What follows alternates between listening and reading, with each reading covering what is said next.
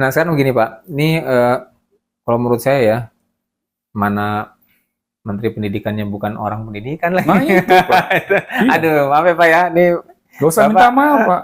Emang kenyataannya aduh, begitu. Pak, saya nggak perlu minta maaf Pak. Bapak kan emang bukan orang pendidikannya Pak ya, jadi saya nggak minta maaf Pak.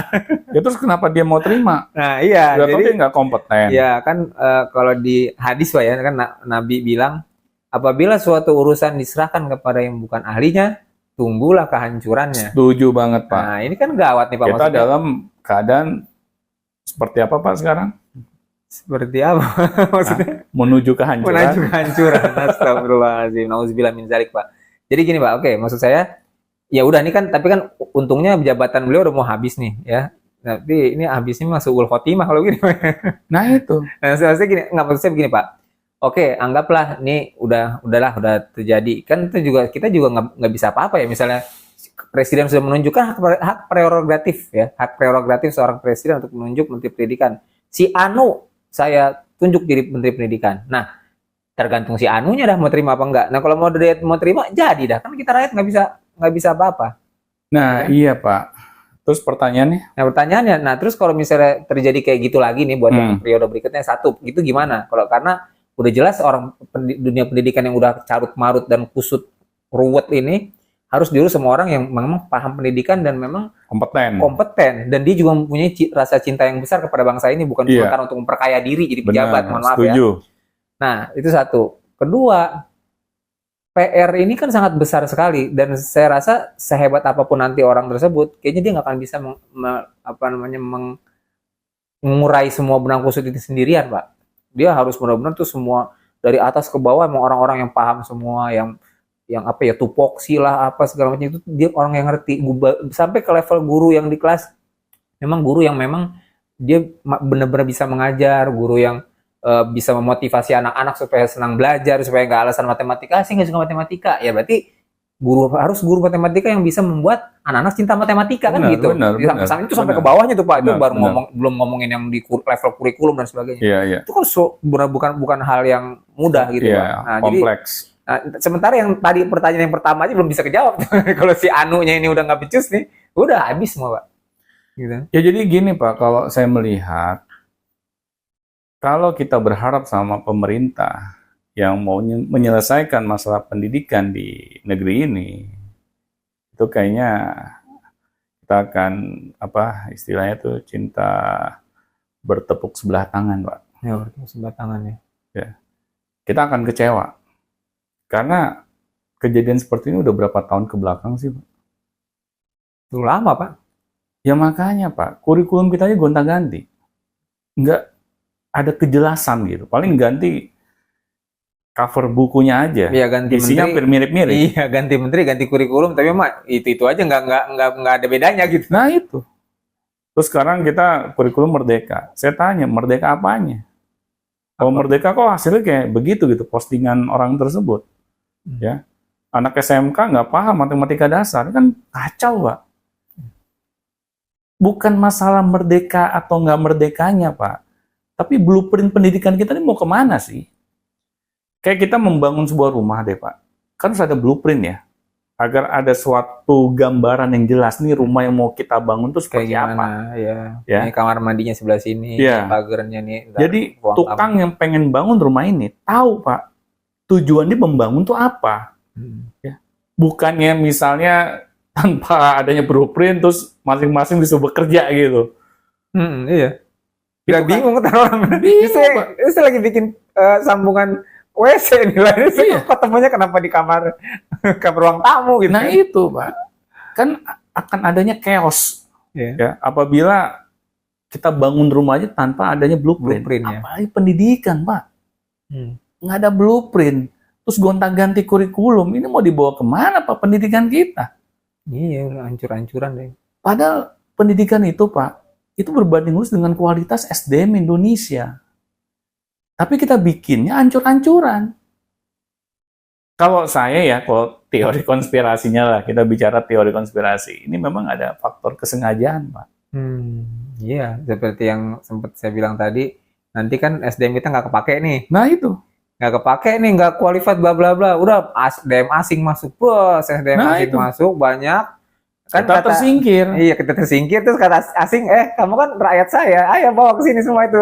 Parahnya rakyat. Pak, nanti yang tersingkir ini kita istilahnya dipaksa untuk hijrah Pak, keluar dari Indonesia, tapi untuk posisi-posisi pekerja kasar. Iya. Kita akhirnya di negeri orang jadi babu lagi. Iya. Di negeri sendiri jadi babu, di negeri orang lain jadi babu lagi gitu.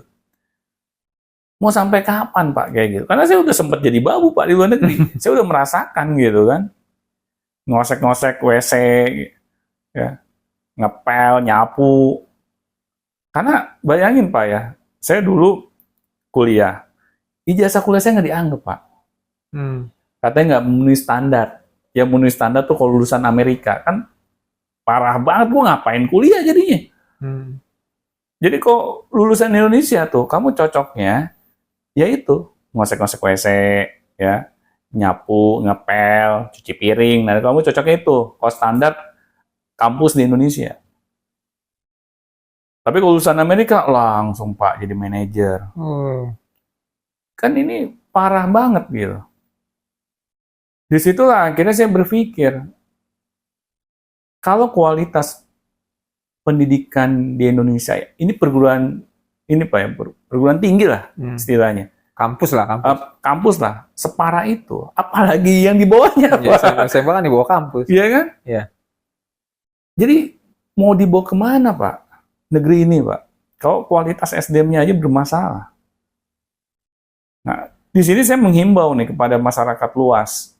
Jadi bukan saya menghimbau pemerintah udah yang ngimbau pemerintah biar inilah MPR. Tuhan yang Maha Esa lah ya. Karena saya sih merasa bahwa apa yang masih bisa dibawa kendali saya. Yaitu karena saya di dunia pendidikan, ya udah saya fokus untuk membina anak-anak didik saya. Nah, bagi yang lain coba pikirkan apa yang masih bisa kita kendalikan. Kalau kita memang bukan dari dunia pendidikan, ya, kita belajar untuk mengetahui anak-anak saya ini ketika saya misalnya sekolahkan atau saya berikan pendidikan, apakah sekolah atau pendidikan yang saya berikan ini akan membangkitkan potensi dirinya atau tidak? Intinya itu, Pak. Ya. Akan membangkitkan karakter terbaiknya atau tidak? Itu jadi PR masyarakat, Pak. Kita harus saling mengingatkan. Karena apa? Karena kita nggak bisa bergantung sama pemerintah. Kita hanya bisa berharap kepada diri kita masing-masing, Pak. Kalau kita memang mencintai anak kita, ya agar anak kita ini bisa menjadi lebih baik dibandingkan orang tuanya, ya berarti orang tuanya harus memikirkan, Pak. Karena nggak ada yang memikirkan anak kita, Pak. Emang guru-guru di sekolah mau memikirkan anak kita?